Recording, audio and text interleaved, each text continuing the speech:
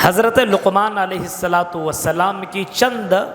نصیحتوں کا ذکر اللہ تبارک و تعالیٰ نے کیا ہے، کیونکہ وہ نصیحتیں اتنی زیادہ جامع ہے، اتنی زیادہ بہترین نصیحت ہے کہ اس نصیحت کو اللہ تعالیٰ نے پسند کیا اور قرآن کریم کے اندر سورہ لقمان سے ایک سورت ہی نازل کر دی۔ حکمت و دانائی سے اللہ تبارک تعالیٰ نے اس کو سرفراز کیا تھا۔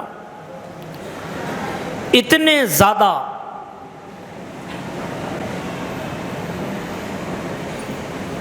سمجھدار،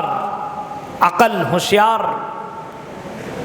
دانائی اتنی زیادہ ان کے پاس تھی کہ ان کے مالک نے کبھی ان سے کہا، کن سے؟ حضرت لقمان علیہ السلام سے ان کے مالک نے کہا، یہ بکریاں چرایا کرتے تھے، نجار بھی تھے، لکڑیوں کا بھی کام کیا کرتے تھے، بکریاں بھی چرایا کرتے تھے۔ ایک مرتبہ ان کے مالک نے کہا، اے لقمان مجھے بکری میں سے 2 بوٹی لا کر کے دو، جو سب سے بہترین بوٹیاں ہو، بکری ذبح کرو اور جو سب سے بہترین بوٹیاں ہو مجھے لا کر کے دے دو۔ حضرت لقمان علیہ السلام نے بکری کو ذبح کیا اور ذبح کرنے کے بعد اس کو بنایا، اور بنانے کے بعد ان میں سے 2 جگہوں میں سے 2 بوٹی نکالا، ایک زبان اور ایک دل، یہ 2 چیزیں لا کر کے اپنے مالک کو پیش کر دیا اور مالک سے کہا کہ لیجئے یہی 2 بوٹیاں اس بکری کے اندر سب سے بہترین بوٹیاں ہیں۔ اچھا، کھا لیا۔ کچھ دن کے بعد پھر مالک نے کہا، اے لقمان مجھے پھر بکری ذبح کرو اور ان میں سے 2 جو سب سے خراب بوٹیاں ہیں ان 2 بوٹیوں کو لا کر کے مجھے دے دو۔ حضرت لقمان علیہ السلام نے بکری کو ذبح کیا اور ذبح کرنے کے بعد پھر حضرت لقمان علیہ السلام نے زبان اور دل لا کر کے پیش کر دیا۔ مالک نے کہا کہ لقمان کیا معاملہ ہے؟ جب میں نے تم سے کہا کہ سب سے بہترین بوٹی لا کر کے دو تو تم نے یہی دل اور زبان لا کر کے مجھے دیا تھا، اور آج جب میں نے کہا سب سے خراب بوٹیاں لا کر کے دو تو آج بھی تم نے یہی زبان اور دل لا کر کے تم نے مجھے دیا ہے۔ بتاؤ بھلا بتاؤ، یہ دونوں اچھی ہیں دونوں بری ہیں، سمجھ میں نہیں آ رہی ہے۔ حضرت لقمان جو کہ غلام ہیں کیا جواب دیتے ہیں؟ او مالک یہی 2 چیزیں یا تو سب سے بہتر ہے، یہ دونوں چیزیں بہتر ہو جائے تو اس سے بہتر کوئی دوسری چیز ہو ہی نہیں سکتی ہے۔ جس کی زبان اچھی اور جس کا دل اچھا، اللہ کی نظر میں وہ بندہ اچھا، جس کی زبان بری اور جس کا دل برا، اللہ کی نظر میں وہ برا ہو جاتا ہے۔ حضرت لقمان نے اس انداز سے سمجھایا اور امام کائنات جناب محمد رسول اللہ صلی اللہ علیہ وسلم نے بھی فرمایا، لوگو اپنی زبان کی گارنٹی تم مجھے دے دو، اور اللہ فرماتا ہے آئے میرے بندو ایسا دل لے کر کے آؤ جس دل میں کینہ نہ ہو، جس دل میں بغض نہ ہو، جس دل میں حسد نہ ہو، جس دل میں نفرتیں نہ ہو، ایسا دل لے کر کے آؤ اور ایسی زبان لے کر کے آؤ جو زبان کسی کو تکلیف دینے والی نہ ہو، تو ایسے لوگوں کو میں جنت کے اندر داخل کروں گا۔ حضرت لقمان علیہ السلام نے اپنے بیٹے کو نصیحت کرتے ہوئے فرمایا، وَإِذْ قَالَ لُقْمَانُ لِابْنِهِ وَهُوَ يَعِظُهُ يَا بُنَيَّ لَا تُشْرِكْ بِاللَّهِ، اے میرے بیٹے میں تمہیں نصیحت کر رہا ہوں، میں تمہیں سمجھا رہا ہوں، اے میرے بیٹے میری زندگی کی کوئی گارنٹی نہیں ہے، اے میرے بیٹے اس بات کو گرہ باندھ لو، اس بات کو دل میں بیٹھا لو، اس بات کو کبھی بھی مت بھولنا، یہ میں تمہیں نصیحت کر رہا ہوں۔ اور بیٹا کہہ کر کے پکار رہے ہیں، یعنی بیٹے سے محبت بھی ہے اور اپنے بیٹے کو سمجھا بھی رہے ہیں، او میرے بیٹے لا تشرک باللہ، اے میرے بیٹے کچھ بھی کر لینا، جتنا بھی بڑا گناہ ہو کر لینا، لیکن میرے بیٹے لا تشرک باللہ، شرک مت کرنا۔ بیٹی کو نصیحت کر رہے ہیں، اندازہ لگائیے ہم اور آپ اپنے بیٹوں کو نصیحت کرتے ہیں، سمجھاتے ہیں۔ اچھے لوگوں کی پہچان یہی ہے، اللہ کے نیک بندے وہ ہوتے ہیں جو اپنے گھر میں اپنے بیوی کو بھی نصیحت کرتے ہیں، اپنے بچوں کو نصیحت کرتے ہیں، اپنی بہنوں کو بھی نصیحت کرتے ہیں، اپنے گھر والے کو سمجھاتے رہتے ہیں۔ حضرت ابراہیم علیہ السلام کے بارے میں بھی آتا ہے کہ حضرت ابراہیم علیہ السلام نے بحیثیت بیٹا ہونے کے باوجود آپ اپنے باپ کو بھی نصیحت کی، یا بنی، یہ نصیحت فرمائی، یا ابت لم تعبد ما لا يسمع ولا يبصر ولا يغني عنك شيئا، اے میرے ابو جان آپ شرک نہ کریں، ایسی چیزوں کی عبادت نہ کریں جو آپ کو نہ فائدہ پہنچائیں نہ نقصان پہنچائیں، آپ ایسی چیزوں کی عبادت کیوں کرتے ہیں؟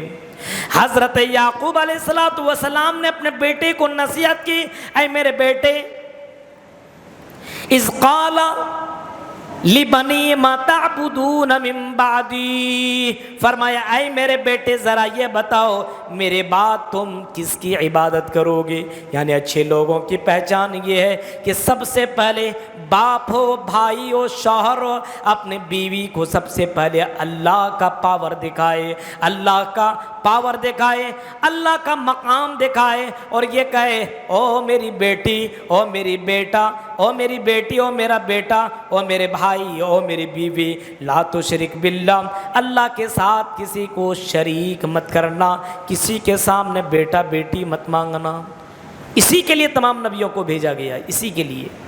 آج دیکھیے مولانا لوگ تقریر کرتے ہیں، ہو گیا بس، بیوی کے سامنے زبان کھلتی ہے، تعویذ بھی لا کر کے باندھ رہی ہے، ٹیکے بھی لگوا رہی ہے۔ ہندوستان کا بات بتا رہا ہوں میں آپ کو، کیونکہ یہ تقریریں صرف آپ ہی نہیں سن رہے ہیں،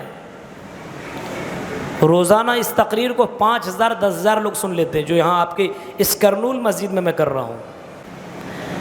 تو اس چینل کے ذریعے سے میں یہ بھی بتانا چاہ رہا ہوں، جو اللہ کو چھوڑ کر کے قبروں کو پوجا کرتے ہیں، قبروں کے سامنے چڑھاوا چڑھاتے ہیں، قبروں سے مانگتے ہیں، بیٹا بیٹی مانگتے ہیں، کبھی اس بابا کے پاس کبھی اس بابا کے پاس، کبھی یہاں سے تعویذ لیا کبھی وہاں سے تعویذ لیا، کبھی بیٹا نہ ملا تو کبھی کچھوچا شریف بھاگا، کبھی کہاں بھاگا کہیں کہاں بھاگا۔ حضرت لقمان کی اس نصیحت کو دیکھو اور قرآن کی آیتوں کے اوپر غور کرو، فرمایا لا تشرک باللہ، اے میرے بیٹے اللہ کے ساتھ کسی کو شریک تم مت کرنا۔ ان شرکا، سوال کی جواب بھی دے رہے ہیں، شرک مت کرنا کیوں؟ ان الشرک لظلم عظیم، شرک اللہ کی نظر میں بہت بڑا پاپ ہے، بہت بڑا گناہ ہے، اور اتنا بڑا گناہ ہے، اتنا بڑا گناہ ہے، حج کر لو، نمازیں پڑھ لو، روزہ رکھ لو، رات رات بھر تہجد کے نمازیں پڑھ لو، تلاوت کر لو، لیکن اگر شرک کر کے مر گئے تو قرآن نے چیلنج کر دیا ہے، اور قرآن چیخ کر کے کہتا ہے حرم اللہ علیہ الجنہ، اس کے لیے اللہ تعالیٰ نے جنت کو حرام قرار دیا ہے۔ حج بھی کرتا کیوں نہ ہو، عمرے پہ جاتا کیوں نہ ہو، مسجدوں میں آ کر کے عبادت کیوں نہ کرتا ہو، لیکن اگر وہ شرک کرتا ہے تو جنت تو جانے کی دور کی بات ہے، جنت کی خوشبو بھی نہیں پائے گا۔ اسی کے لیے تمام نبیوں کو بھیجا گیا۔ لیکن آج دیکھیے کچھ مولوی اپنے پیٹ کے لیے لوگوں کو جہنم میں ڈال رہے ہیں۔ یہ تعویذ لے لو تمہارے مسئلے حل ہو جائیں گے، یہ تعویذ لے لو تمہارا پرابلم دور ہو جائے گا۔ حضرت امام کائنات رحمت للعالمین نے کبھی فرمایا تھا، معاذ ابن جبل، میں تمہیں یمن کی طرف گورنر بنا کر کے بھیج رہا ہوں، اے معاذ ابن جبل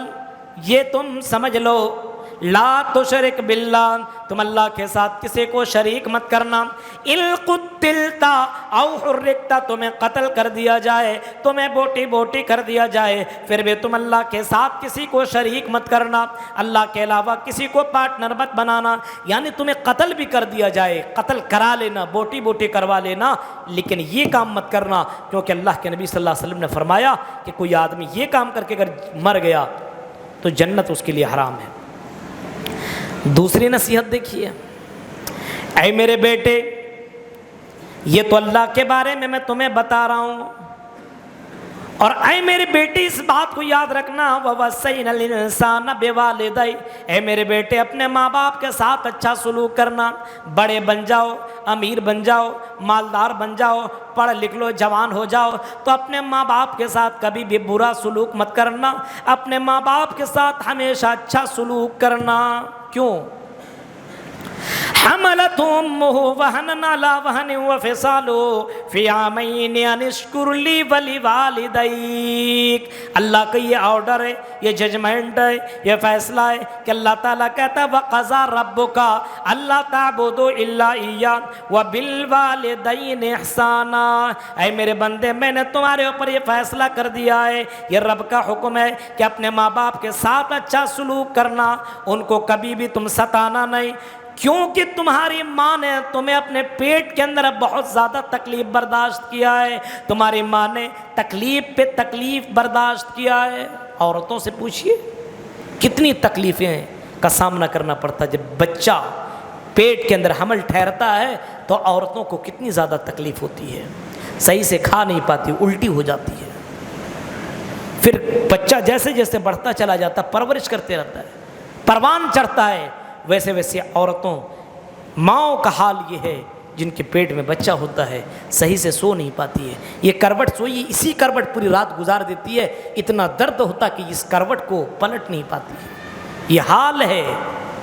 میرے بھائیوں غور کرو، وہ ماں نے تمہیں جنا ہے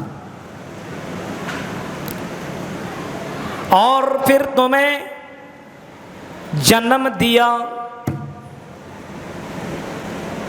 امام کائنات نے فرمایا زندگی بھر تم اپنی ماں کی خدمت کر لو، لیکن ماں نے جو پیدائش کے وقت، جو درد کے وقت، جو تکلیف کے وقت وہ آہ کی آواز نکالی ہے، اس آواز کا بھی تم حق ادا نہیں کر سکتے ہو۔ فرمایا اپنے ماں باپ کے ساتھ اچھا سلوک کرو، انشکر لی، اور اے میرے بندے میرا شکر ادا کر، میرا شکر ادا کر، میں نے تمہیں نعمتیں دی ہیں، میں نے تمہیں بے شمار نعمتیں دی ہیں، ولی والدیک، میرے ساتھ ساتھ اپنے ماں باپ کا بھی شکر ادا کر۔ ماں باپ چاہے تو بچپنے میں کہیں کوڑا میں پھینک دیتی، ہاں ماں پھینک دیتی، باپ پھینک دیتا، کسی جگہ پہ تمہیں دفن کر دیتا، کھانے پینے کو نہ دیتا، رہنے سہنے کو نہ دیتا، اٹھنے بیٹھنے کا طریقہ نہ سکھاتا، تو انہی لوگوں کی طرح حال ہو جاتا، شرابیوں کی طرح، کبھی ادھر کبھی ادھر، اس کے چہرے کو دیکھو تو گھن آتی ہے۔ اپنے ماں باپ کا شکر ادا کرو کہ اس ماں باپ نے تمہیں اس لائق بنایا ہے کہ تم کپڑا اچھے سے پہن رہے ہو، تمہیں چلنے کی بھی تمیز ہے، تمہیں کھانے پینے کی بھی تمیز ہے، تمہیں نماز ادا کرنے کی بھی تمیز ہے۔ یہ تمہارے ماں باپ کا شکر ادا کرو کہ تمہارے ماں باپ کا اس میں بہت بڑا رول ہے۔ میرے بھائیوں،